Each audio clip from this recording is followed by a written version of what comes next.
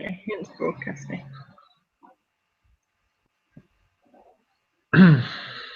What, it's broadcasting now? Yep. Oh yeah, my phone has just told me.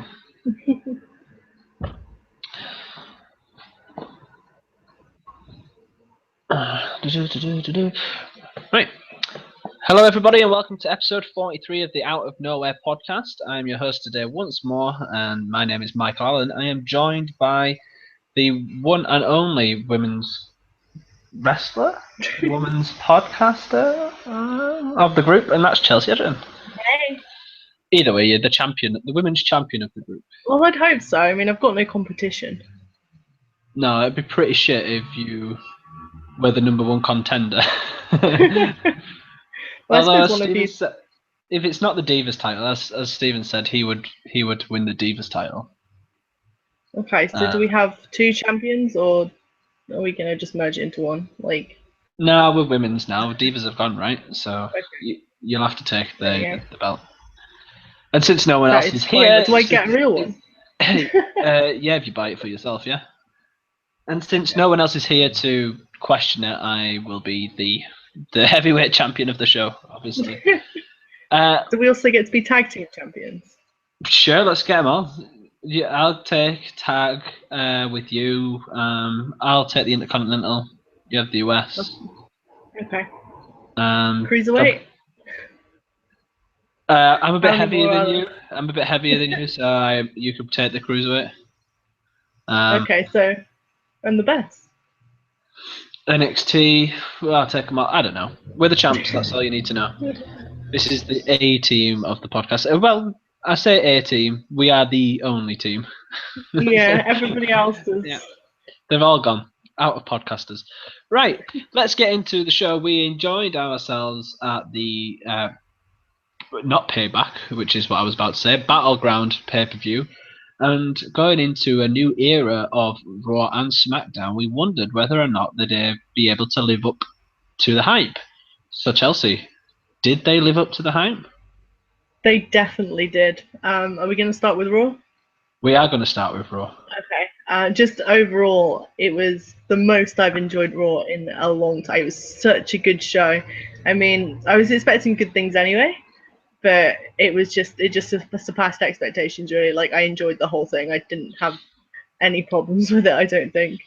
No, there were no problems with either show, really. There was minor gripes, I think, we would say. Yeah. Just nothing to do with story writing, nothing to do with the direction they're going, but basically just some slight tweaks that they should have made. And we'll start with Raw, and we'll start right at the beginning. And the show opens up with a new arena, a new commentary team of Byron Saxton, Michael Cole, and the best person on a commentary booth at the moment, other than maybe Morello. I always say his name wrong. What's his name? How do you say his name? Morello? I don't know. No. Morello. I don't know. Him. You know who I'm talking about. Yeah. Other than him, Corey Graves is currently the man when it comes to commentary. And that commentary team there on Raw, I think, is fantastic. Yeah, I have no complaints about the commentary team. I've got complaints about where they're sat. All right, so yeah, the new setup of the arena has placed them no longer down at the bottom of ringside, but overseeing the wrestling from the top of the ramp, which we've had in the past. I remember when it's changed before to that position. Why don't you like it there? I think no, it's not really a problem with anything really. It's just like, what commentators' tables are people going to go through now? Yeah, I went through the same thing, as I said before when they changed it. I went through the same thing where I was like, now it's never going to happen. But do you know what that means? It means it happens at pay-per-views and it's a little more special. Yeah, that's true. Too many times, I suppose I'm just getting old and curmudgeonly. I suppose too many times now that they just use it just because it's there. Yeah, that's true. Rather than it would actually make sense. But again, that's probably me being old and curmudgeonly. Yeah, I'm gonna start going off on tangents already. So do we have like a pay-per-view commentary team, or is it? So it's not going to be 6 of them, is it? Like, No, I'm talking like the 4 big ones. we haven't been told anything about it. I imagine it would be 2 commentary tables. I seriously hope that they continue to have it down by the ringside for Yeah, pay-per-views, because then if they don't have them down there, then no one's going through commentary tables unless they go up to the top, and if they take them up the ramp, we know exactly where they're heading, because that yeah, never exactly. happens anymore. The one thing I didn't notice, where are they sat on SmackDown? I'm guessing in the same position. I I I didn't watched even SmackDown notice. literally like an hour ago. That's bad on your part. Yeah, it really is, but camping. So, Yeah. I presume it'd be in the exact same spot. I can't imagine them having it different. I mean, it wouldn't make any sense, right? But Or hey. again, 2 different shows. They could.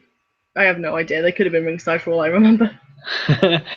Either way, the commentary team on Raw is great, and the show opens up with them in their new position, and all the in the ring is Stephanie McMahon and General Manager Mick Foley, and they invite all of the wrestlers to come down to the ringside area, and they're all sat there on the stage, and they announce the fact that obviously because of Roman Reigns, the championship is now on SmackDown. We're going to need a new belt for them to fight for, and they're going to make a little tournament for the new title for Raw, which will be called the WWE Universal Championship.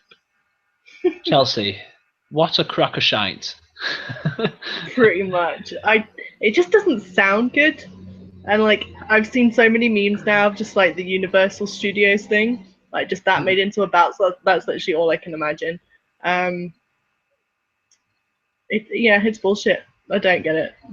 It's a crappy name, isn't it? I mean, I get that they're trying to get the universe into it, but Yeah, I I suppose. reckon if we just sat here now and bashed our heads together, we could come up with a better name than that.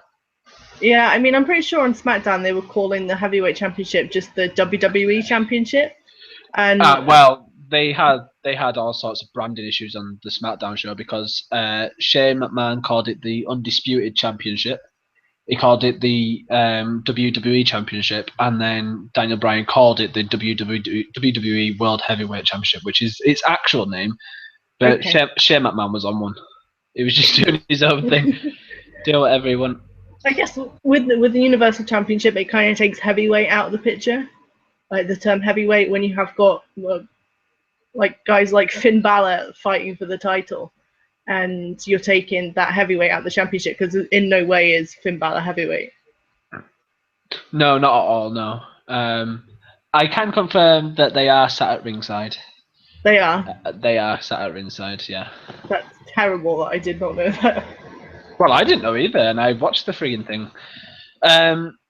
So yeah, it's called the WWE Universal Championship. Now, how are they going to sort out the championship, and who is the first holder? Well, going into the match at SummerSlam is Seth Rollins, because he is Seth Rollins, of course. But who would he face? Well, they put together 2 Fatal 4-Way matches, and the winner of this Fatal 4-Way matches would face off in the main event, with the winner of that becoming the number 1 contender along with Seth Rollins. So, here were the competitors announced. We had Cesaro, Rusev, Kevin Owens. We had Roman Reigns, Sheamus, Sami Zayn, and Chris Jericho. And final entrant, who we didn't see on the stage until he just peeked his head at the back of the crowd, was one Mr. Finn Balor. Chelsea, your screams must have gone through the roof. Well, that's the thing. Like as the wrestlers were coming out, I was like, I can't see Finn. I cannot see Finn. Where is Finn? Worry's setting in. He's just I was starting to panic. There were like shakes and everything. But no, then as soon as he said his name, I was like, it was probably my least, but it was still a pretty big one. Yeah, so that was announced for the show, and the first one would start immediately. So the first match that we had was Finn Balor, Cesaro, Rusev, and Kevin Owens together, and I think this goes for both of the Fatal 4-Way matches. Actually, I thought they were both really well done, and I don't think there were any matches that were particularly terrible on the show, or even bad for that matter. I thought they were all really well done on the show. Do you think they was trying hard because it was show number one? I'd like to be like, this is what it's going to be like every week going forward, Yeah, but right. I don't know. I think it's going to be one of those things where you can't give it a week, you can't give it a couple. You have to see what it's still like 6 months down the line as to whether it continues or not. But like I said before, it was every single match was, well, the ones with Finn in anyway. Like the first Fatal 4-Way was the most, like even including pay-per-views, the past couple of months, I was like on the edge of my seat because any other time I would want Kevin Owens to win, but I was like, well, I want Finn to win, but if Kevin Owens wins, I don't mind. But I was literally like, when Balor picked up the win, I just marked out like crazy. Yeah, and he picked it up in good fashion as well. There was some really good sequences towards the end, which ended up with Finn Balor doing the coup de grace and getting the pin. So he advances into the main event. Now, the question would be who he would face, and we would find out later. Who could it be? Move on from the first Fatal 4-Way match, and we had our first sighting of Nia Jax on the main show. And Nia Jax gets herself a squash match. Yay! She had a squash match against Britt Baker. Do you know anything about Britt Baker?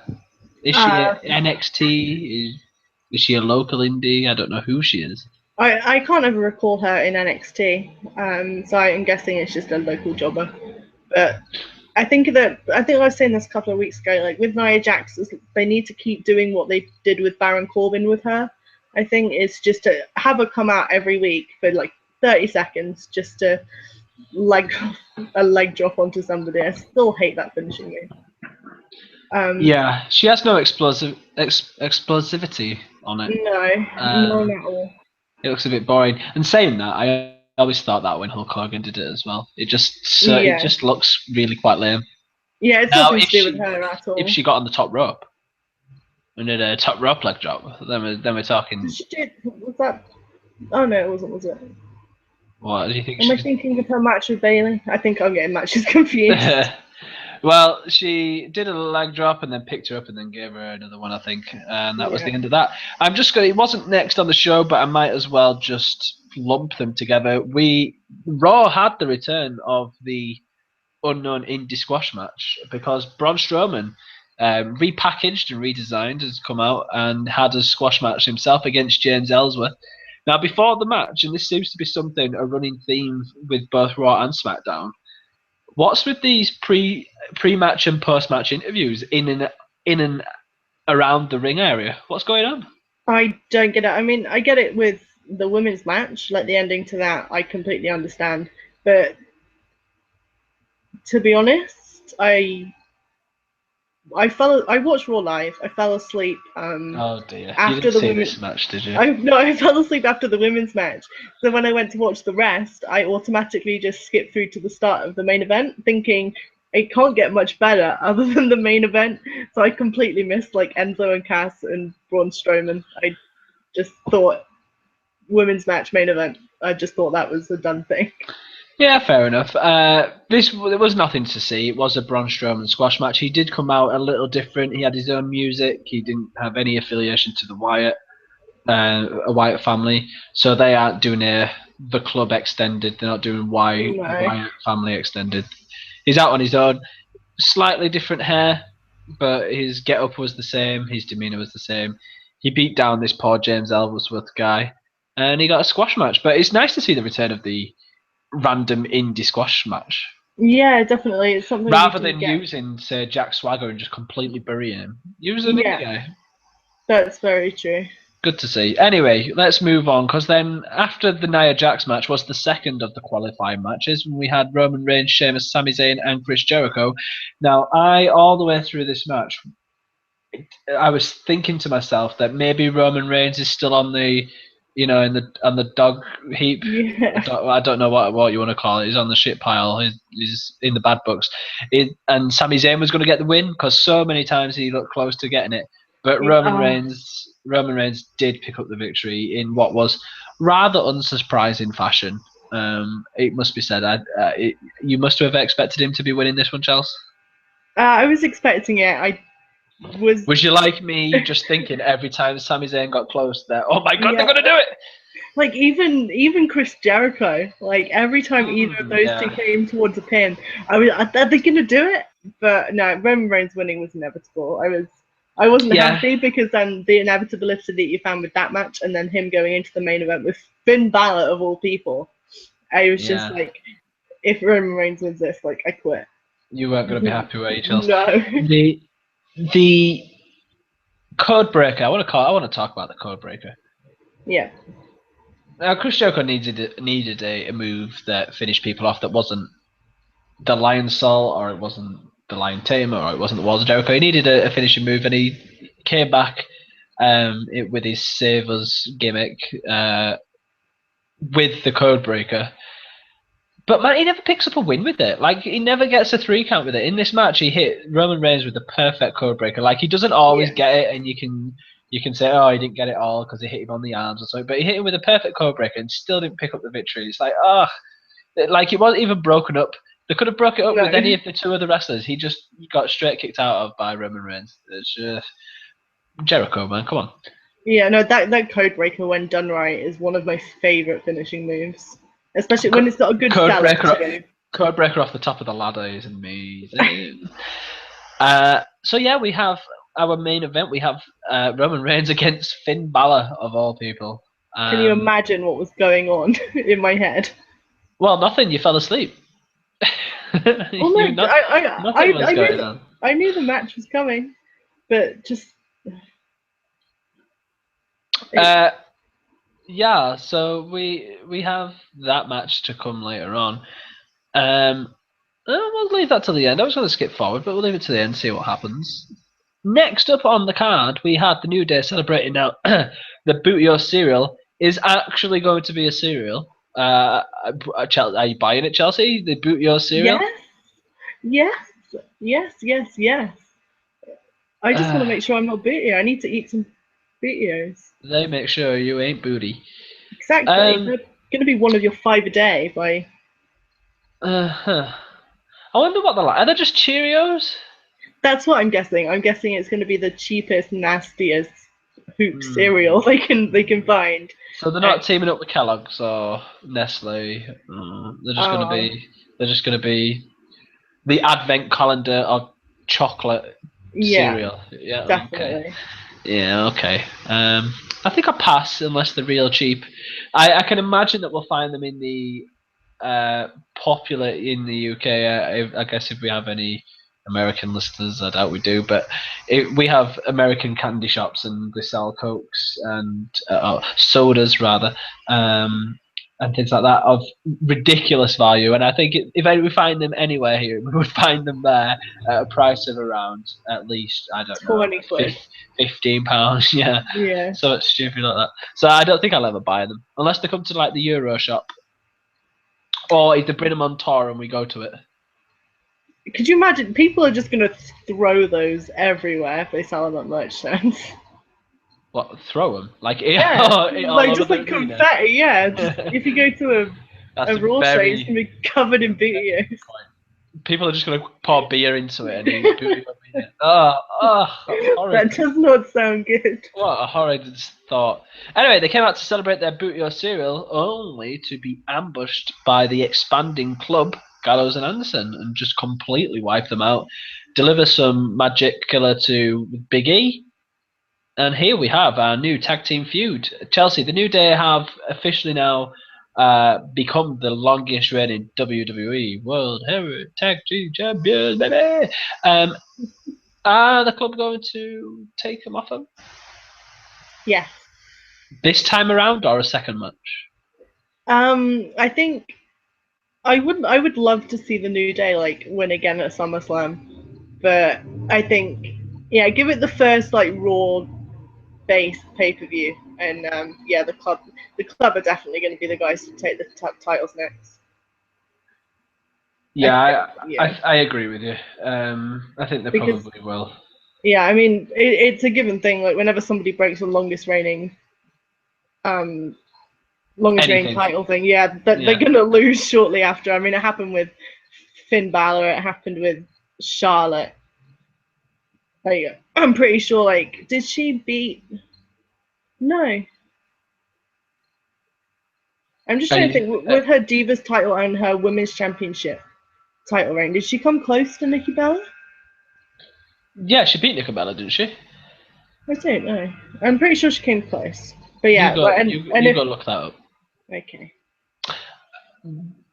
But yeah, I completely agree. The New Day have won the titles. There's not really much they can do with it right now, and I think if they want to give some credibility to the club or to any of the other tag teams, it's time for the titles to start moving around a little bit.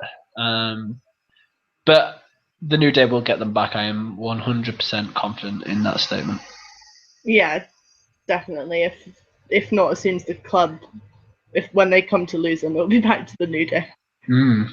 Well, moving on, after the New Day got the beatdown, we had another returning star. We had Neville return to the ring against Curtis Axel, and he looked as good as ever. He did all of his moves as superbly as ever, and this time avoided managing to break his leg. Well done, Neville. I don't think there's really much to say about this match. He's just fantastic to watch, is Neville. Like, I don't understand how someone that small can have that much muscle. That still continues to confuse me every time I see him, because he looked pretty shy. If he stood next to me, my head would be completely over his. That's how small he just looks in the ring. Yeah, it's just his upper body, isn't it? It just looks completely out of proportion to everything else. He's just freaky. He's like the most muscular wizard you've ever seen in your life. He's definitely out. Do you know? He reminds me of a warlock. I don't know why. A warlock. Yeah, I used to play Dungeon Keeper a lot when I was growing up, and there was a warlock, and he reminds me of a warlock. I don't know why. Shout out to all the Bullfrog fans out there. Rest in peace, Bullfrog. But yeah, he reminds me of a warlock, and his wrestling is fantastic. Yeah, it definitely. I mean, just that red arrow every time I see it, I'm just like, wow, it just does not get old. Do you ever think? Because I do this all the time. Do you ever think, God, I wish I could go in a ring just to try that out? Yes. Like, put a mat down, let me try it, see how hard it is. But then I also think, yeah, I could kill myself. Yeah, it's either nail it or broken neck, isn't it? Really. Pretty well. Land on your back, not do it properly. I don't know. Plenty of things. He stands at 1.78 meters, which is shorter than me by just 2 centimeters. Like, he's just shy of 6 foot. He's 5'11". So yeah, still taller than you, midget man. I really want to stand next to just a wrestler, like not even the Big Show or anything like that, but even against, say Roman Reigns, how short I am compared to them. You'd look, yeah. You know who'd you look ridiculous against, Chelsea? Stood to the side of Brock Lesnar. That would be. I would look ridiculous stood next to Brock Lesnar. I would literally look like a hobbit. I think you'd look like his teddy. He'd just be able to pick you up and cuddle you, because I imagine that's what Brock Lesnar would do, right? Yeah, definitely. He's definitely a teddy guy. He's got a girl's voice, so he's just gonna come around and cuddle me to death. Oh no! Don't say that again. But yeah, Brock Lesnar is 191 centimeters, still not massively bigger than me, but yeah, he would totally just drown me out. If you did like a side profile in front of him, like how many of you do you reckon you could fit in along his chest? Oh, at least 4. Yeah, at least 4. That's going to be a good game, actually. I'm going to find people in and around the 6 foot mark, and we're going to do a competition of, is he bigger or smaller than me? That's a fascinating game for people to play, I'm sure. Right, moving on from Neville, we had a women's title match, and we had Sasha Banks facing off against the champion Charlotte with Dana Brooke at ringside. And we had a bit of Eddie Guerrero shenanigans in this match, which I need to question about, and your opinion. So okay. Sasha Banks feints that in the ring, at ringside rather, that she got hit by Dana Brooke with the belt, and Yeah. Dana Brooke gets sent to the back. How is this not a disqualification? What the ref doesn't see doesn't matter. But why is he sending her to the back if he didn't see it? Well, Sasha's a really good actress. Look, she looked hurt. I Yeah, don't know. exactly. It's wrestling logic. But if the ref thinks he's being hit by the belt, it's a disqualification. Storyline purposes, wrestling Yeah. logic. Okay. It worked. It worked. You could have just done anything. Like she got up on the ring. It was like, I don't know. Anyway, it annoyed me. I don't know why. But that was storyline purposes, as Charlotte earlier on in the show said that Sasha Banks only got the win at Battleground because she had a partner with her, and today she's on her own, and she has Dana Brooke. Well, Dana Brooke was sent to the back, meaning That's that what Charlotte was now on her own. it And makes Charlotte look really weak, doesn't it? I mean, it, the only way she could win before was with the help of her dad. The only way that as soon as like her new protege leaves, she loses. Yeah, pretty much. Because Sasha Banks is now your new women's champion, Yay! which is Finally. freaking awesome. But also, I'm like, huh? On Raw? Why? Yeah, Why? right? Why not wait till SummerSlam? Like, all the plan has been all along, and we've all known it, that Sasha Banks at SummerSlam, that's her time. Like that has been the story since back at WrestleMania. I remember reading that the plan is Charlotte to win, Sasha Banks to get the belt at SummerSlam, but now she's got it a month beforehand. I'm like, oh, surely we could have waited another month. Ratings, right? That's what it comes down to. Have a title change. I People are guess gonna. so, but I mean that sets a precedent that there needs to be a title change on Raw quite regularly to keep ratings. Is that how we're going to do it? I don't know, but when you tune into a Raw that good, how can you not watch next week? Uh, Football will start soon. That'll take some of their viewers away. I mean, this is what is going to be interesting is that SmackDown is going to have the higher numbers once American football starts again because they won't get taken. The viewers won't get taken away by Monday Night Football, That's very true. and Raw are just not going to be able to compete from September to February. I So wonder. SmackDown is going to be your biggest show. It's weird. Yeah, it is. But we'll see Unless, about that down the line, I guess. yeah. That's just conjecture at this point. That's just me assuming. I mean, I'm there's going to be people like really you. interested. I'm going to be really interested to see the SmackDown and Raw numbers this week. Yeah, definitely. I mean, last week, I mean, I get it was the draft, but I think that SmackDown pulled like 1 million more viewers compared to the previous week. Yeah, but as Corey Graves said on the commentary booth, that was only because the Raw stars were on SmackDown. So go figure. That's true. There's one thing I like about this new thing is that they've quickly took on their brand. Like all the SmackDown guys are all repping SmackDown, and the Raw guys are all repping Raw, and they are not wavering in the slightest. Anyway, we've got off track a little bit there. Sasha's your new champion. She's obviously going to be defending it against Charlotte in SummerSlam. Is Sasha going to retain at SummerSlam? Yes.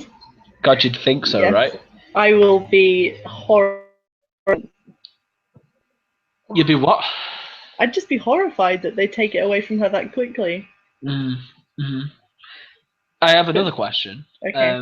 We saw Bailey at Battleground. Yes. We didn't see Bailey this week at all. No one has said what show she's on. I'm pretty sure she's got NXT to do. Is she not going up against? She's going up against Asuka, right? Yeah, she has a rematch with Asuka. So that'll be her final match. She'll probably lose that one. When do we see Bailey? I don't know. I'm gonna go with what I think Ollie said last week, where we just the Monday night after SummerSlam. I'm guessing because she'll have had that match with Asuka, and there's always a big name coming back at or being brought up around SummerSlam, isn't there? I mean, I was going to say and it would be totally ridiculous, but she's been up and she's been on the main show. She's done that match. Could they hold her down until WrestleMania? What? And then have Sasha Banks, who is the champion still, versus Bailey. You'd have to have her up before then, right? Oh God, I absolutely agree. But why is she not just? Why I just don't understand why she wasn't there at the draft. No, but there again, this is one of my gripes with SmackDown with Shelton Benjamin and Rhino just coming out of nowhere. They weren't drafted, so I wholeheartedly believe that Bailey could just turn up at any given time. Well, Rhino's not been signed yet, as Shane McMahon said on SmackDown. He is the hottest free agent, so he's a free agent. He's not been signed yet. He will be. Right? Yeah, he Right? will be. I mean, I don't understand again why he's there, but we'll talk about that later. But now you've brought it up, Shelton Benjamin is returning. What? I don't know. I love Shelton Benjamin. Like I really do. He's so he's what's my comparison? He's the Dolph Ziggler of his time. Like he was he's always fantastic wrestling. Always had some great. I don't know if you was watching the then Chelsea, but it involved your man Triple H. Do you remember the Shelton Benjamin Triple H matches that they had? They were some of the best matches that you could watch on a Raw. Okay. I implore you to go back and watch them. I'll find them for you. Find a date. Find a show. You can watch them on the network, I'm sure. But yeah, he was such a good wrestler, but always at that same level as Dolph Ziggler. In fact, Dolph Ziggler got higher than him because he was actually the world champion at one point. I'm really looking forward to him coming back, but I'm also thinking he's on SmackDown. So American Alpha. American Alpha are just the world's greatest tag team, Mark II. Yeah. I hope they don't have any affiliation in any way whatsoever. They need to stay well away from each other. Because I say that in my head. I don't want WWE to admit it. You know? We'll see. We'll see. Anyway, next up, Enzo Amore and Big Cass come out, doing their usual spiel at this point, and they are interrupted by the Shining Stars of Puerto Rico before completely annihilating them. I don't really get the Shining Stars of Puerto Rico. No. Like, they had vignette after vignette after vignette, and the vignettes were funny. But what were they for? You know, it doesn't make any sense. No. Like they how many matches have they had since like they came back? They must have had a handful. I could probably count them on one hand, right? Yeah, definitely. I'm thinking no more than 3. Well, that's why I felt this was their third. I'm pretty sure I've watched them squash 2 teams, and then this is the third, and they've been beaten. But that's it. That's all I can remember. Yeah, I no idea. I don't get it. Nope. That's it. That's all you can say on that. Nope. I don't get it. Well, that was the last match before the main event of Finn Balor versus Roman Reigns. But before that, we had a little advertisement of Brock Lesnar being advertised to appear on Raw next week. What is he going to be doing, Chelsea? What do you reckon? Do you think he'll be calling out Randy? Do you think we'll get him in the same ring? Well, that can't happen. No, it can't. Huh. I didn't even think of that. I don't know, maybe him and Roman Reigns just backstage segment taking tips from each other. That would be fantastic. Like, I hope they're somehow in the same vicinity of each other, and Seth Rollins just comes up and goes, both you funny people. That would be dream booking and a half. That would be awesome. Because, I mean, if anything, we've learned that WWE are not shying away from any of these drug offences. Obviously, we saw a month's worth of Seth Rollins rubbing it in on Roman Reigns, and SmackDown. I know the Breaking Ground. What was it? Battleground. Yeah. Battleground pay-per-view. We had Randy Orton doing the exact same for Lesnar, and both of them were planned. It's come out that Randy Orton's jibe was a planned move, so they're just completely accepting it and just rolling it into the storylines, which is it seems like that's a completely anti-WWE thing to do, who typically have kind of like brush these things underneath the rug, so to speak, Yeah, in the no, past. they've come out this in the past couple of days. It might have even been today, and just clarified that he's not getting a suspension or anything. Like, I think they were saying that the wellness policy only applies to full-time superstars, and the fact that Brock Lesnar is a part-time wrestler, he doesn't fall under the wellness policy rules. Well, that's bullshit. That's what they've come out and said. That's utter nonsense. I'd like to read that press release because that's nonsense. Yeah, Lesnar, what? You're taking Class A drugs? That is absolutely fine. Whoa, whoa, whoa! A bit of weed, Roman? Nuh-uh. Come yeah. on. Well, just Brock Lesnar does what Brock Lesnar wants to do. I mean, he's got Vince wrapped around his thumb. Well, let's be honest. If he did get suspended, that would be He'd a lot leave, of right? that'd be a lot of money left on the table I by imagine WWE. And I imagine Vince trying to put him on suspension, and Brock Lesnar literally just saying, "Well, if you suspend me, I'm not coming back," sort of thing. yeah, he probably would. Like, he doesn't care for it anyway, does he? No, I genuinely just want to ask him that question. Brock, why are you back? Like, is it for the money? it is for the money. It has to be. I mean, that they're paying him ridiculous amounts of money, and letting him do what he wants to do. How can you? Kind of a dream job, right? They pay you all the money, and then you just turn up 19 times a year. I mean, I'd do that for a lot less. Oh no, it wasn't 19 times a year. It was 19 times since 2014, I think, that Brock Lesnar has wrestled. Yeah, but what about all the times he's turned up on Raw for 10 minutes, not said a word, and let Heyman do it all? Huh? Because he doesn't like talk. What about all them times? Oh, yeah, that's He right. could You be. He can't could be talk because high. he has a girly voice. Or maybe he's just that high that he just can't talk. Look, that's the actual reason. Like, Brock Lesnar's actually got a really deep voice, but he's just high constantly, which makes him just like, yeah, they're fighting, yay. Okay, I think Brock Lesnar's definitely coming to beat you up now. Me? He was you? Yeah. Well, you just took it that whole step further. Oh, you said he's constantly high. Anyway, let's move on to the main event of the evening.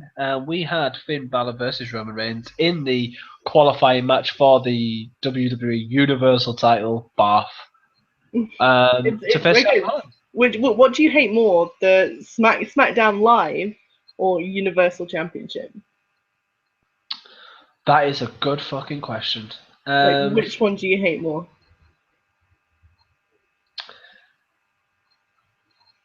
I'm a man of logic, and the SmackDown Live thing annoys me more because it's just not logical at all.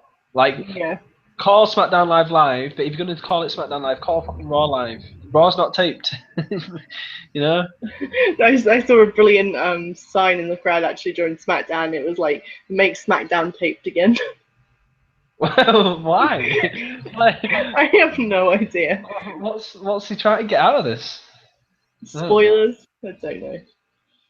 Yeah, I imagine there's people, all these people who are getting paid, like, I don't know, they probably didn't get paid at all, but people was trying to take payments But for I reporting what happened on SmackDown Spoilers. well, yeah, I think like I mean I'm a good example of that. Like I never used to watch SmackDown ever, but I would always go to a website to see what happened. So I imagine their traffic just completely going. Except no, you get the what happened after SmackDown. That's what you get. What happened after SmackDown went off air. That's what you get instead. Yeah, okay. Nothing. Anyway, let's talk about the Finn Balor Roman Reigns match and the fact that Roman Reigns was always going to be winning this match, wasn't he? So Yeah. it was a great match. I don't think Finn Balor looked dominated in any way. Like, No. my worry was that they'd put him up, and although we've seen him go up against the likes of bigger people, the likes of Shinsuke down there, who is not so much muscular, but he is a bit bigger than him, Yeah. and like Samoa Joe, who is probably the biggest we've seen him go up against. I'm not forgetting Kevin Owens, I guess, but they didn't they didn't book him like that at all, which was really pleasing to me.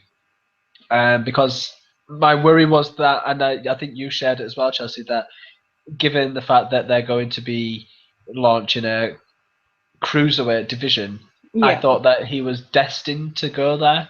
However bad of a move that would have been in my eyes, I just thought that this is Monday Night Raw, which I'm assuming is still being looked at heavily by Vince McMahon, who likes the big guys and hates NXT.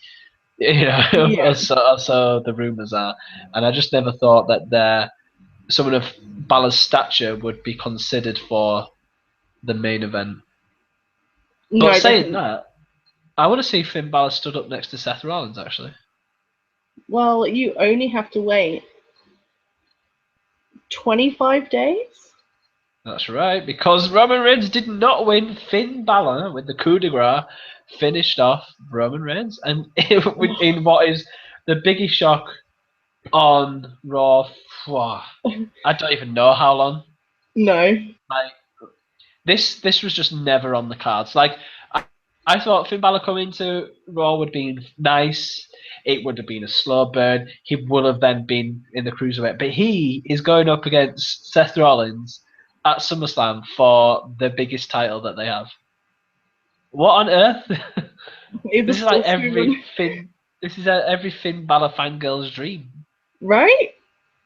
No, as soon as Roman Reigns won that fatal four way, ugh, I just thought, right, that's it, game over. But it just shows how willing they are to punish Roman Reigns, isn't it? I mean, after him being pinned clean, a battleground, then just calling him a stupid idiot or whatever it is Steph was laying into him. And then to be pinned clean by Finn Balor. I mean, like it doesn't get much better than that, does it? Yeah, he must be in the doghouse. Now we were different minds. Like I'd watched it the night after. I was tired, so I went to bed. So I watched it the day after, and you had already found out the result. And I was messaging you as I was watching it, and I said after Finn Balor won that match and after Roman Reigns, I said I still think Finn's going to get this because it just wouldn't have made sense to have squashed Mm. Finn in such a dramatic way. Like if they wanted to bring him onto Raw into the main event scene, get him to lose in a good fight in one of the fatal four ways, and not even lose the match, let someone else take the pinfall. That would be the way I thought it was going to go. But as soon as he was in the main event and he was in the singles qualifying match, I didn't have any question that he would have it. No, I think my doubt purely stemmed from worry. Yeah, you're just But worrying for Finn. yeah, Poor but Finn. but no, I think as soon as Finn was announced, I think it was kind of logical for him to be their number three pick. Um, Seth's already got the title. Not the title, but Seth's already Stephanie McMahon's main man. Then they picked Charlotte, and then Finn was really their first pick that wasn't Seth or a champion. So I think for them to do that and then have him lose, I think would have been a real bad move. It would have been. Now, I when I'm watching wrestling, I always think this is an interesting move, and how much is it because of markets and they're trying to get in. When there's I don't know, they try and get South African wrestlers, they try to get wrestlers from Europe, try to get wrestlers from Japan, and all over the country and all over the world. Do you think Finn Balor still has a massive draw from the Japanese market from his time there? Because Yeah. as Prince Devitt, he was adored over in Japan. Do you think he's bringing in numbers from there? Oh yeah, he has to. I mean, he was that big in Japan, and yeah, I think where he's even during his time in the UK. I mean, he's always had a massive following, and people are just going to tune in to watch him, especially if they hear that he's going for title runs and stuff like that. Like how can you not tune in? I mean, he's got to be a lot of people's favorite wrestler over in Japan still. So all those people, if they've never watched WWE before, that person's there, you're instantly drawn to it. Like, this is exactly what I think the CWC is for, which is a product I've endorsed, and I love watching it. But the fact that it is all these people from all these different countries, I just see it as a massive attempt to pull in audience from different markets around the world. Yeah. Maybe that's a cynical look on it, but you're getting all these. Well, what have we seen? We've seen Pakistan, we've seen the Bollywood boys, we've seen people from Japan, Kota Ibushi, being one of them. They must be just trying to increase their stock in other countries as much as possible.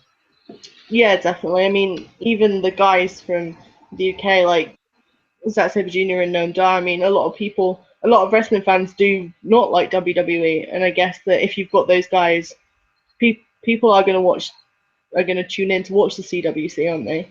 Because you do get a lot of people who, I guess, are indie darlings and just want to watch the indies because that's where wrestling is at its best, I guess. there's no real. I mean, you still have characters like gimmicks, but what doesn't fall under like the entertainment category, does it?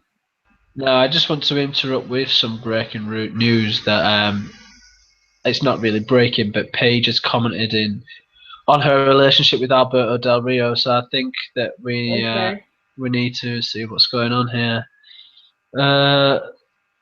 It seems like.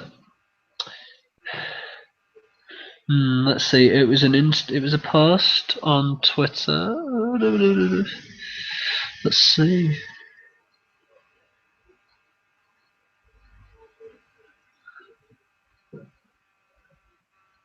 Oh no. Is it a public declaration of love? Here we go. She admitted to slacking off, basically. I want to work harder to achieve my future goals and dreams, my current goals and dreams, and that's thanks to this man. Without this man picking me up and telling me everything is okay, I don't know where I'd be. He deserves all the happiness in the world. My best friend, mi amor. Always going to need you in my life. Thank you for everything you've done for me. I'll add this bad boy to Instagram when the stupid app finally works. Ha ha. Pass me the sick bucket. So, right? I mean, does that mean they're no longer together? Does that mean they are? No. Because, I mean, it's you saying, like, he deserves the best. I'll always need him in my life. Thank you for everything you've done for me. Nah, you're just getting your hopes up now. They're still together. Damn it. I do love how the only in-ring relationships that's been saved is Dean Ambrose and Renee Young. Yeah, that's true. Yeah, she's got a Smackdown, hasn't she? Yeah, like Paige and Del Rio, Big Cass and Carmella. If Nikki comes back, will she be on Raw? Of course she will. She'll be with John Cena, and you know it. I can't wait for the next season of Total Divas. Watch this all play out. Fuck off. That brings us to the end of Raw. And we've not really sold it well that much, but it was a fantastic show. I implore you, if you're only listening to it, to us, and you've not watched it yourself, go and do so. Because, if anything, the little backstage segments with the Golden Truth playing Pokemon Go were absolutely perfect. They were brilliant. I mean, they even got involved in a match, just walking through the. Oh, that was it. Walking through the middle of the Enzo Amore and Shining Stars match, leading to Big Cass getting a big boot on one of the Shining Stars for the win. Like, what are they doing? Like ever since it's come out, they've made a reference to it at one point or another, and this had 3 segments backstage with them doing it. Michael Cole referenced it on the commentary. It's just taken over. We're just gonna have a Pokemon Go match eventually. Well, we know Vince is playing it, so. No, he's not. Did you not go and look at his Twitter? He was in the gym, screenshot of his phone. Think it was a Venonat. It could have been a Venomour. You think Vince McMahon has not got somebody tweeting for him. Not when he's in the gym. I think you're off your head. Vince McMahon is not playing Pokemon Go. He's not doing it. He totally is. He totally is. No, he's not. Yeah, he is. No, I don't I believe it. bet he's the gym leader at HQ. No, that would be El Murpho from Up Up Down Down. Okay. I wonder if he still owns it. Anyway, SmackDown was following on from a great Raw, but would it ever be able to live up to the hype? And a lot of us thought no. Now let's just talk about your general thoughts there, Charles. What did you think of it? Did you think it was all right? Did you think it was good? Did you think it lived up for it? Did you think, as Russ thought on the first viewing, that it was shit? He has since changed his mind on that bit. That was his first thought. Well, no, that's the thing. Like, I saw you guys talking about it this morning, and I saw that Russ said it was shit. So coming home, I didn't have any expectations at all, really. I didn't think it was going to be any good. But other than two things, I think I really enjoyed it. I mean, it didn't have the mega star power that Raw did with obviously like Finn Balor and Sasha Banks and everybody, but what they're doing down in SmackDown, like I thoroughly enjoyed the whole thing. Yeah, me too. Actually, I really quite enjoyed it. There's some bits that will change if we could, which we will talk about. But overall, I thought it was a good show. So let's get into it. And the first thing that I would have changed happened right off the bat. Yeah. Because whereas Raw opened up with the commentary team in their new positions, introducing us to Raw, and then Commissioner Foley, Commissioner Stephanie, and GM Foley. Oh God, that's hard to say. Were in the ring and introduced the superstars. SmackDown started with us being backstage with Shane and with Daniel Bryan, saying how it's not about them, it's about the wrestlers who they walked their way out to the ring. The wrestlers are already out in the ring, and what happens then? They say "Welcome to SmackDown Live," and then hits Daniel Bryan's music, and he leads the yes chants. Like, get a bit of perspective, Daniel. You know, you've got a brand new SmackDown theme tune. At that point, just play the SmackDown theme. It's all about SmackDown. Just play the SmackDown entrance music. What's going on? Yeah, that was my exact thoughts. Like, you would play the SmackDown theme at that point, wouldn't you? But it was so hypocritical. It was so hypocritical, and it continued throughout the night as well. Like, it did, and this is one of my problems with Daniel Bryan being a gym. He's really good on the CWC when he's doing his commentary, and I think he's perfect for that. And he is still obviously got fans eating out the power of his hand. But I just don't think he'd be able to at this point, and it's clear to me that he can't. He just can't let it go. Like when he comes out, he just wants to do the yes chants, and guess what? The fans want to do it too, but that undermines everybody else. yeah.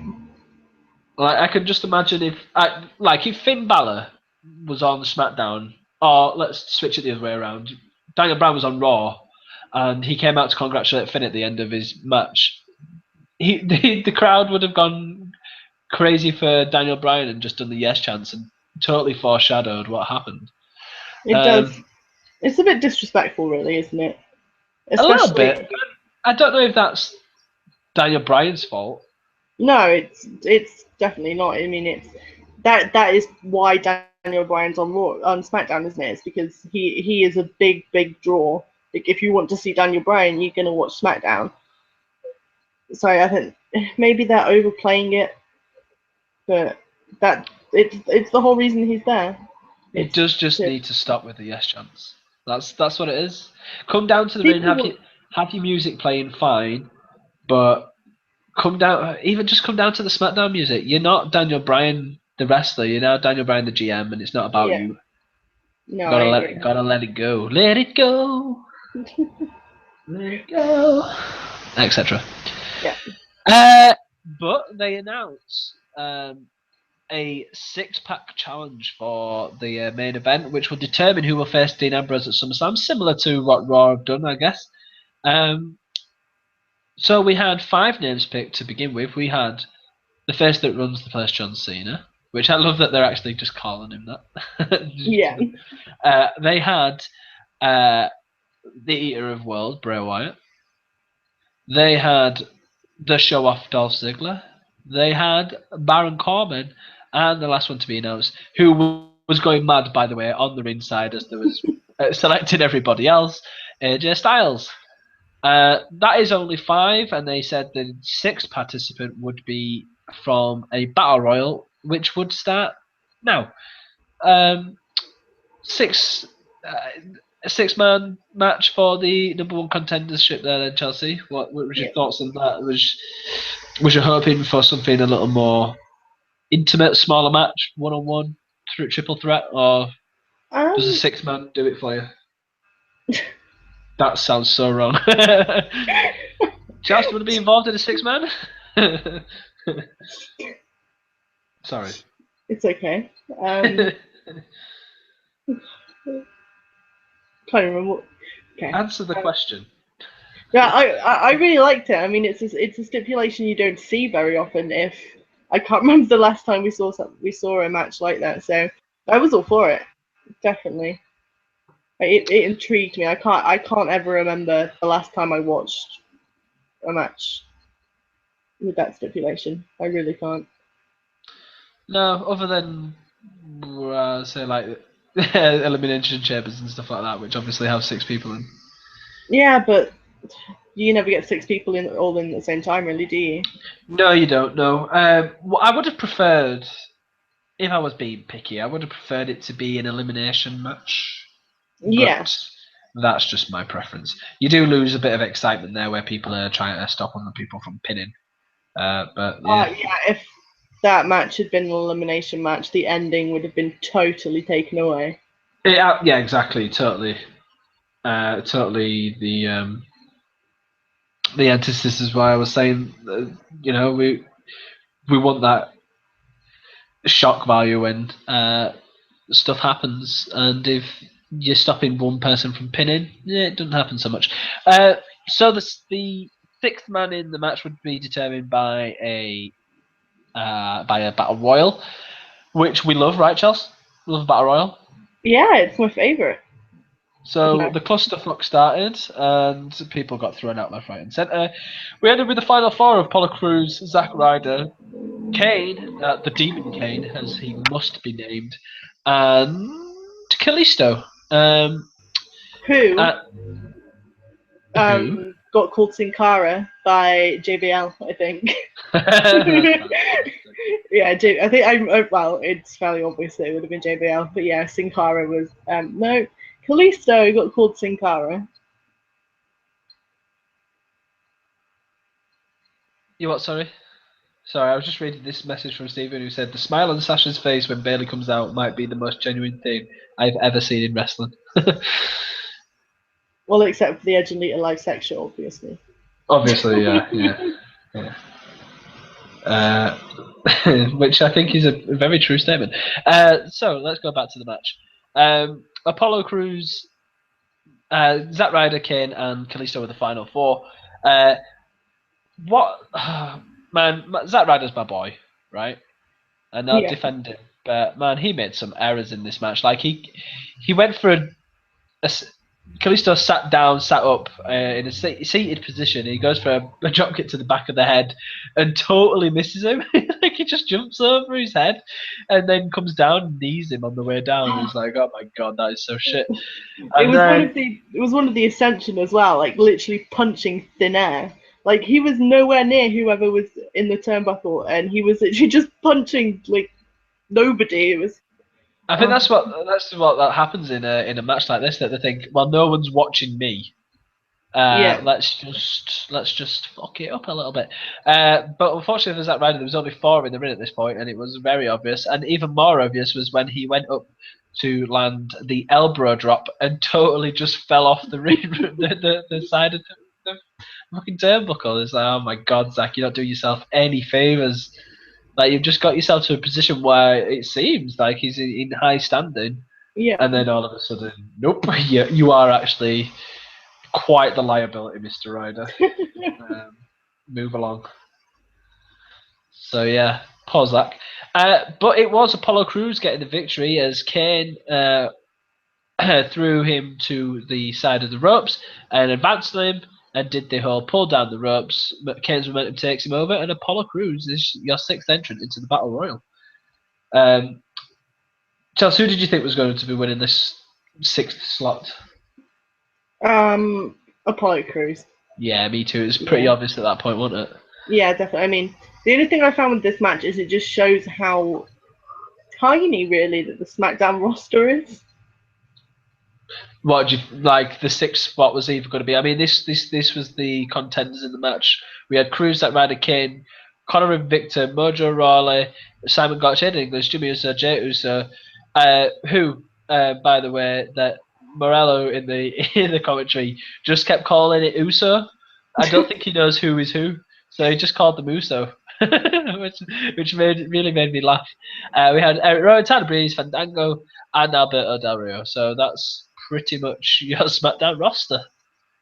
And what percentage of that is tag teams? Zack Ryder and Mojo Rawley, who's one tag team. We have Victor and Connor, who's another. Sammy Gotch and English, another. Jimmy and Jay, another. Tyler, Breeze, and Fandango, another. So six There tag you go. teams. Yeah. So pick one of the ones who is not a tag team contender, and you would have had your final four. Although Del Rio got eliminated fairly early. He did, yeah. Like I was shocked. Once he went, that's when I knew it was Apollo Crews because I thought Del Rio's going to be in this one. Yeah, Del Rio was definitely up there with who I thought was going to win. But here we go. That was the sixth match. That's the sixth entrance. Sorry, and the match following this one was a rematch of Battlegrounds Becky Lynch versus Natalya. But this time it would be the last kicker from Ireland who would get the victory with a disarmer. As Natalya taps out. Whoop, whoop. Finally, Becky Lynch gets a win. Yeah. Which we discussed that she's not had a win this year at all. I'm still waiting for someone to tell me that that's actually wrong because I still cannot believe it. No, she's got to have won this year. I don't. She's been in tag matches. She must have at least won a tag match. Anyway, after this match is where the real interest comes in because Becky Lynch is getting a post-match interview with Renee Young, who I don't even know what she said. She kind of shouted. Oh, she shouted, "Just call me Becky Balboa." Yes. There you go. That's what she shouted, which is a stupid line. But after that, out came who came out first? Chelsea. Good old Alexa Bliss. Yeah, Alexa Bliss comes out, who legitimately is a midget. Like we've seen her. She's the same height as me. She is a midget. She's tiny. I'd love for. I mean, I know she doesn't wrestle anymore. But Alexa Bliss next to Awesome Kong would have been a sight to behold. Like I actually think she could have eaten her. Well, with Alexa Bliss's bitch face, I don't think anybody wants to go near her. No, she does. I certainly wouldn't want to pick a fight with her. And I don't know if there's any Stargate fans out there who's listening to the show, but she comes out wearing Ra's hand device. So yeah, she's totally a go old. That's for the Stargate fans out there. Then out comes Naomi, and then out comes Carmella, who is fabulous. And right, can I just say? That? Stop there. That's perfect. I was gonna say, like, you messaged me and you were like, "Oh, Chelsea, you really like the women's match, or the women's segment." So at first it was like Becky's gonna win, yay! I like it for that reason. Out comes Alexa Bliss, yay! I like it for that reason. So on and so forth with Naomi and Carmella, and then reality set in. Yeah. And you weren't being serious at all. No. Well, I was kind of being serious because I knew up to that point you'd quite enjoy it, but then this bit, like, I don't even mind her so much because out comes Eva Marie. The arena goes absolutely pitch black except for this red shading, which Finn Balor really could have done with on his on his lighting. By the way, fucking hell! Like when he does his his pose in the ring corner and the lights come up. It's meant to look awesome, but we'll work on that, I'm sure. It just, I don't even know where to begin with this Eva Marie entrance. You just need to go watch it. That's all I can say. It is that shite. We had a talkover by somebody. Just, I don't even know how to describe it. Like she was saying, you will be beguiled and you will be dazzled and you will. It was just the worst thing I've ever seen. Like they don't do her any favors at all. I was gonna say, if you thought you couldn't hate Eva Marie more, go and watch that, and the dislike for it just becomes that much more real, because are we gonna have to sit through that every match she has? I fucking hope not, because I think she's gonna get some screen time. Yeah, she probably will. The only thing that I can ever think when she comes out is that she is in the wrong era, and she would have done absolutely fantastic in the bra and panties era. 100%. Like, she's just walking sex. That's all she is. She's just a walking sex appeal. I did see a great meme that was like Eva Marie drafted to Pornhub. See? Perfect. like, even when she comes out... Oh, another thing that annoys me is that they call her All Red Everything. Yeah. Yeah? And she's got red hair, she's got red lipstick, she's got red... I don't even know what kind of clothes you would have described that as. Because it's very, very little. But then she's in a white fucking coat. What? She's not all red everything. She's got a white coat. Drop the coat. That's what you need to do. Oh, at least come out in a red one. Ugh. Yeah. Obvious. But yeah, then she reveals herself in red wrestling gear. I don't even know what to call that. What she wears. Bra and panties. For all intents and purposes, yeah, that's basically what it is. Like if you said that, I don't know, let's just pick some. If you just said to me back in the day, Lita did a photo shoot for somebody, yeah. That's the kind of thing I think she might have worn. You know? I don't know. Oh, man, could you just picture that? What, Lita in all that kind of stuff? Yeah. I would have loved that. Teenage Michael would have been up the wall. That sounds horrible. Yeah. That is not how I intended that, but that sounds ridiculous. I might have to cut that bit. It's a good job Ollie's not here, because it'd be beside himself, I'm sure. Yeah, moving on. Let's quickly move on.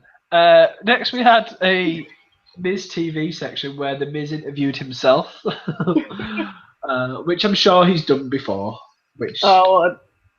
I'm pretty sure I can remember him doing it before. Yeah. But before this, he had a dig at Randy Orton for some reason. I'm not really sure why. But then it became obvious as then halfway through the interview, when he just started kissing Maurice, out comes Randy Orton. I want to talk to you about his return, Charles, because he's come back very, very funny. Yeah. How did you want it to return? Maybe just in the position he's in, where I firmly think that the way Smackdown is going is John Cena and Orton are there to put other guys over. And I didn't want him to come back and be straight for the big belts or anything like that. I really wanted him to come back as just, I suppose it is just exactly like John Cena. The way he's come back, he's just a little bit more funny, a little bit more relaxed, there to put other guys over. I think it just suits him really well. Well, that's not really what I meant by my question. My question was more about his persona. Okay. Like, he's come back incredibly funny, and he is funny. It is, it's entertaining. But I really wanted Randy Orton to come back, like, as fuck the fans, Okay. I wanted him to be all about Randy Orton. I wanted him to be totally evil, the Viper, rather than this crowd happy pleasing guy, I can't really say I gave it much thought, to be honest. I just don't like it when he plays to the crowd too much for when he gets his time to get to an RKO. Yeah. Like, just Just RKO the fucker. People love it.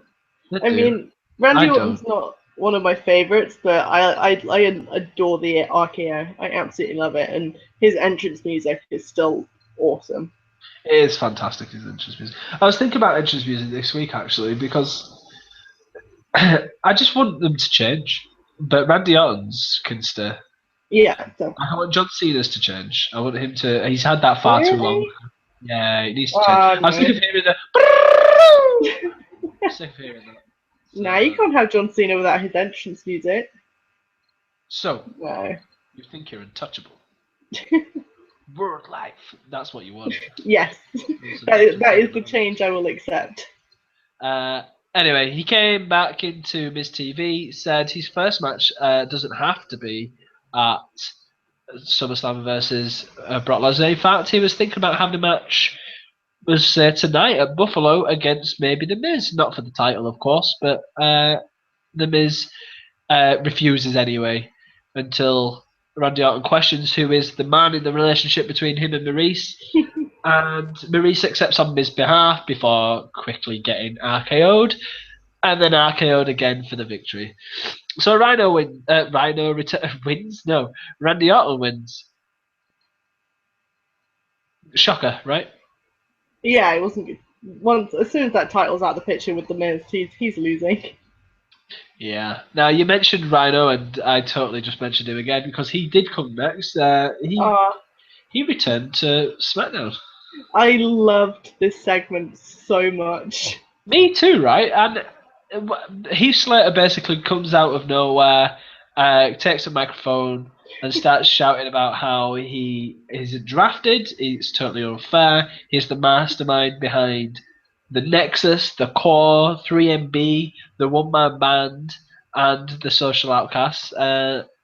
And then out comes Shane McMahon and says, "This is not the way to get a job, and you can send a resume."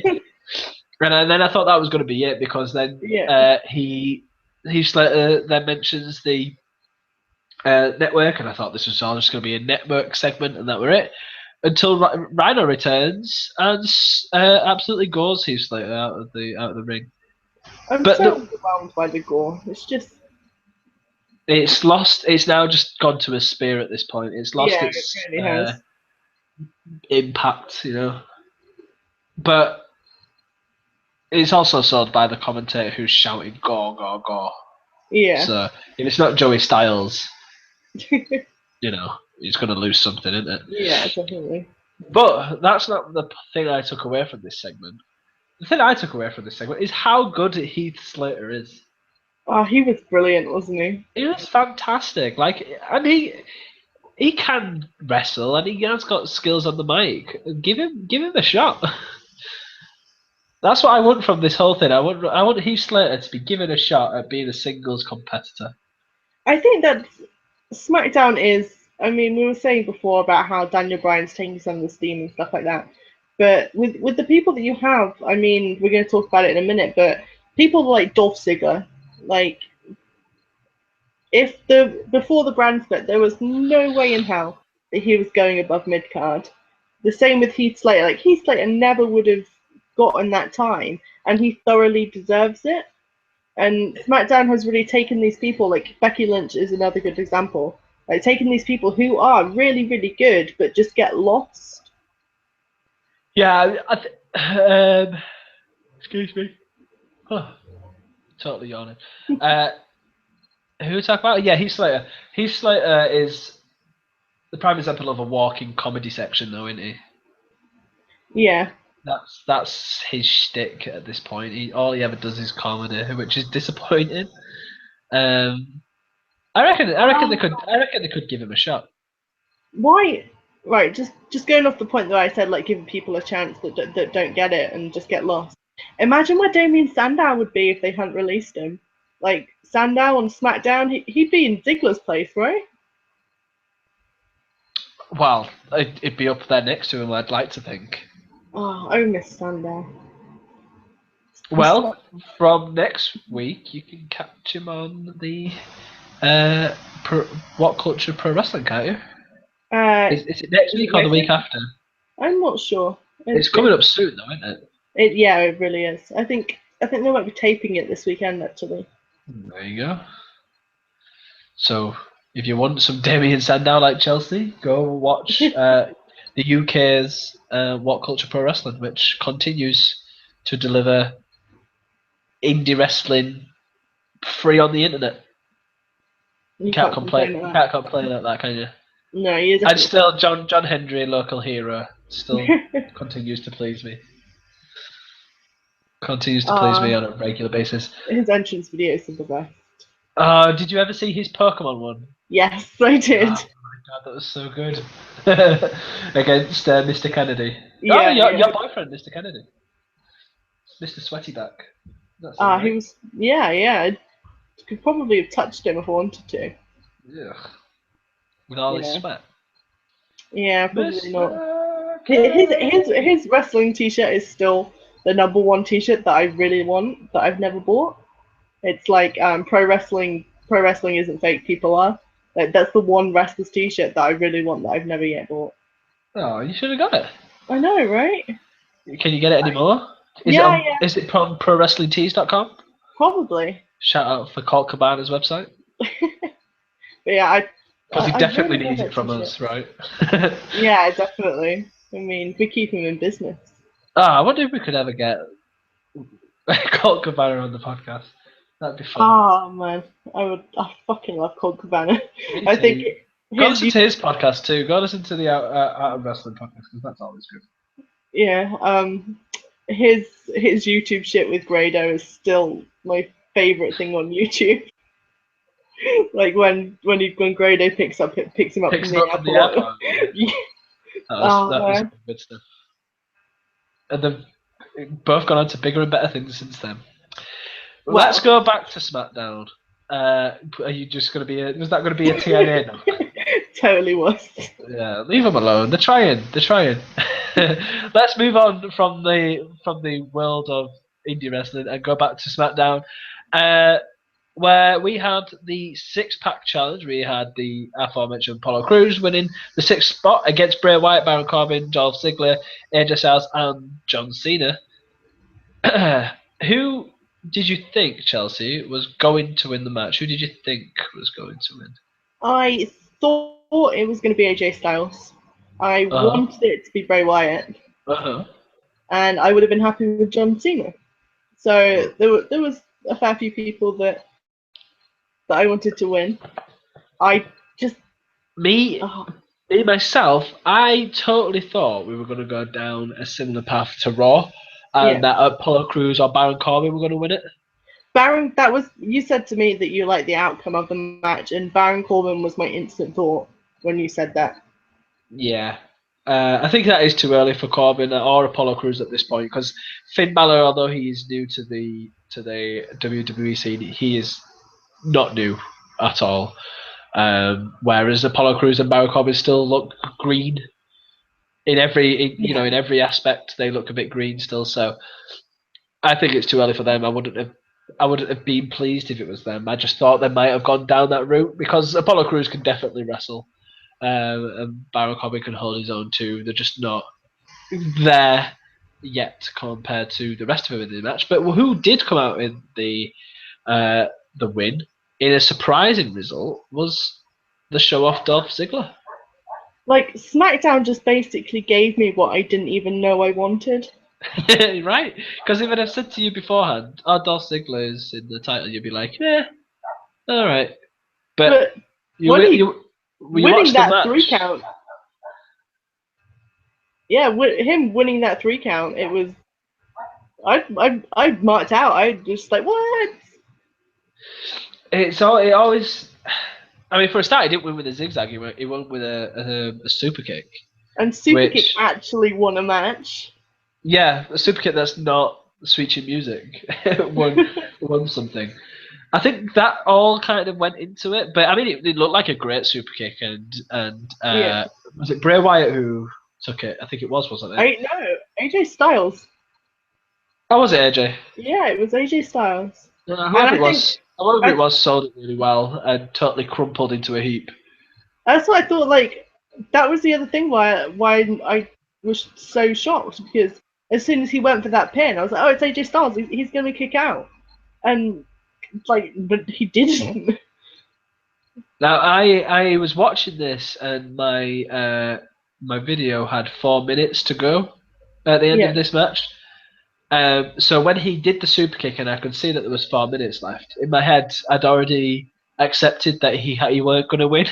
But yeah, then the freak out happened and I was like, what the fuck did this mean to happen? Did whoever was underneath, I get you tell me it's AJ Styles, did he like get concussed and not manage to get his shoulder up or something? I was like, there must be an explanation for this, but no, Dolph Ziggler is your number one contender, and I couldn't be happier.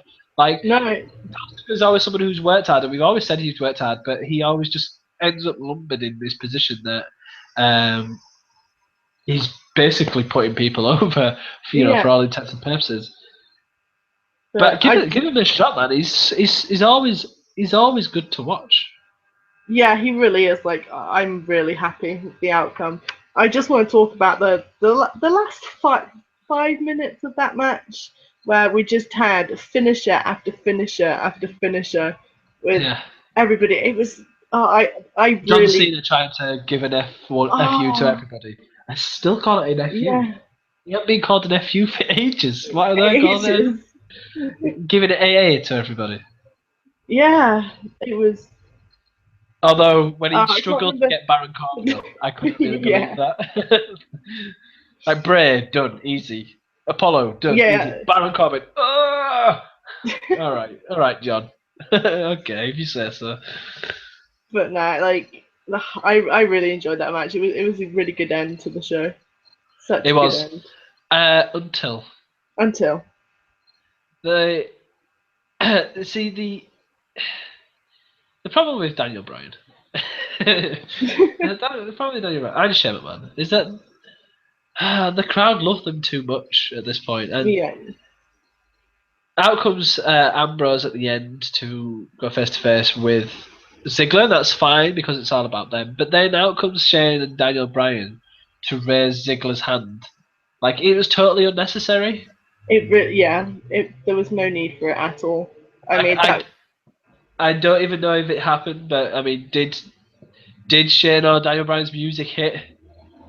um yeah, here comes the money hit. I mean, come on, just let the show off's music play. Yeah, I'm pretty sure like D-Bry came down and congratulated, yeah, and then here comes the money hit. So it just takes it away. I mean, cut the show with just Ziggler and Ambrose looking at each other like done. It was completely unnecessary. Yeah, And like cut. what you were saying before, it takes away from the wrestlers when they're trying to focus on them. If they want to do that, that's fine. But cut the live stream and then do it in under a dark situation. Yeah. Don't do it. Don't do it on live TV because I felt bad for Ziggler because this is a moment that I never expected him to get in a million years. At this stage in his career, this stage of the show, I totally expected it would have been something a little more marquee, such as AJ or John Cena. Hmm. Um, but Dolph Ziggler getting it. I mean, it was a shock, and I was just so happy for him. And then all of a sudden, there was Daniel Bryan raising his arm. It's like, come on, guys, give the guy a break. But again, minor things. If it weren't for Daniel Bryan, Shane McMahon, and Eva Marie, I would have really enjoyed the show. Well, I did really Definitely. enjoy it. I would have Yeah. enjoyed it even more than what I did. No, it was better than I expected it to be with hearing that it wasn't great. I mean, it's never going to live up to Raw with, like I say, the star power they've got over there. But you can tell that some of the NXT writing team are now on Smackdown, I think, and that's nothing but a good thing. Yeah, I hope that continues in that vein because you said they may have a small roster, Yeah, but I think if you watch this main event and the things that happen, I think it shows that you can have three feuds out of these top six quite happily, and we're all going to be fairly content with that. yeah. Never mind. We can throw Kane in there. We can throw Del Rio in there. If you really had to. Kalisto will hold his own because I'm sorry to tell you, but Kalisto's not in a tag team anymore, and he needs to do something. Yeah, but what? I don't know. But yeah, that wraps us up for the Raw and SmackDown breakdown. We've not done a SmackDown breakdown in such a long time because it has absolutely been pointless. Have you ever done a SmackDown breakdown? I think we might have mentioned it once or twice, but that might be it. Like, it's just not been worth it at this. The SmackDown always was. I think this. I want to go back and check like of the UK showings anyway. I don't know if this is the same in the rest of the territories in the world, but in the UK when you watch SmackDown, it always has a Raw recap segment, and it just takes like 20 minutes Yeah. out of the show, and it's like, oh shit, was SmackDown really that bad? And we didn't get that, and we actually had 2 hours just of SmackDown, which was rather pleasing. So continue as you are doing WWE, because I am liking your product, which is a we wouldn't have said maybe 3 months ago, 4 months ago. No. So yeah, success all around, I think. Yeah, definitely. I'm just eager to see if it continues. Now I have two final party questions from you, Okay. Chelsea. You can change your mind later down the road, but right now, Yeah. who walks out of SummerSlam your Universal Champion, and who walks out of SummerSlam as your WWE World Heavyweight Champion? I think Dean Ambrose is going to retain. I think even though with the push from Ziggler, I think it is probably just someone for Dean Ambrose to beat up. As for Universal Championship, I don't know. I would. I'll be happy with the result either way. I mean, I'm fairly biased with him being Stop sitting on the edge and choose somebody. Okay, liking to win. I would love Finn to win. What I I didn't think. say like. I said, who do you think? Okay, who do I think? I think Seth's gonna walk out as much as I want Finn to. Just Finn. I don't I know. think I think he's going to do it. You reckon? Yeah, I do. I absolutely do. Like as as well as I don't see why they would squash him down against Roman Reigns in the main event. I don't know why they would stop him at this point. Let him be the champion If with and start at a very very high point. and start a very very good feud because Seth versus Finn for a couple of months. Yes, please. Oh, I just can't wait for SummerSlam now. Like those No, two no. matches alone. Like, Dolph Ziggler always does great when he's been given time. Yeah. And I can't remember the So last time I said I can't wait to watch a Dolph Ziggler match. I mean, if you think about that, I mean, you've got those two matches. You're gonna have the Sasha versus Bailey rematch. I wish Alex? Sasha versus Charlotte rematch. Which I mean, if they can put that good of a showing on Raw, because that was a phenomenal match. I mean, imagine what they can do at SummerSlam. I mean, on par with their WrestleMania match. Um, New Day obviously going to have New some Day versus the opponents. I club. mean, The club. New Day versus there we go. Probably looking at AJ Styles versus John Cena again. Yeah, most likely. SummerSlam is going to be awesome. Not to forget Brock Lesnar versus RKO. If anything, that's the match I care less about. I know, right? But that's the big money draw for a lot of people, unfortunately. Yeah, definitely. I mean, I like Brock Lesnar, but realistically, I don't care. Like, if he was there, fair enough. If he's not, don't miss him. Oh, you're not going to go down a CM Punk kind of angle, are you? Like, if you're not here, you don't deserve it. No, I'm not saying that at all. I'm not saying that at all. I mean, it's best to keep Brock Lesnar. I mean, Brock Lesnar's obviously going to win, right? No. No. Nah. Oh, how good is an RKO going to look on Brock Lesnar? I think Randy Orton's going to win it. Do you reckon that's going to be his punishment? Nah, he doesn't get punished. No. But there's no reason for him to win it. No, that's very true. Other than I can't see Brock Lesnar losing. No, I could never see him losing because if you said any Brock Lesnar versus any of the WWE wrestlers in a fight, Brock's going to win. So Yeah. it never makes sense that he loses. That I mean, I want to put it out there, I but mean, they it need to. never.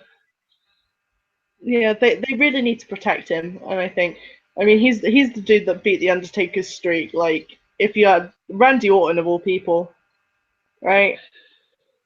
I mean, yeah, Randy Orton, he's a big name, he's a big draw, but he's still not the guy that should beat the guy that beat Taker. Yeah, but one RKO out of nowhere can put someone straight to Viper Roll. So Without enhancement. without enhancement. Although we all know that Randy's took a few enhancements in his time. Just a few. Just a few. Anyway, let's wrap it up then, Chelsea. You can catch me at DjangoBob96. You can catch Chelsea at FightChelseaFight on Twitter. And you can catch the Out of Nowhere podcast at Out of Nowhere Pod. So tweet us your opinions. Tweet us what you think is going to happen. Do you think that Finn Balor is going to win at SummerSlam? No, I doubt that many of you do, to be honest. But do you want him to win it at SummerSlam? Let us know your thoughts. Visit our parent website, I guess you call it, the outoflives.net for all of your movies and gaming news. And all of our various other podcasts as well is on there. So that's all from me, and that's all from Chelsea, and good night.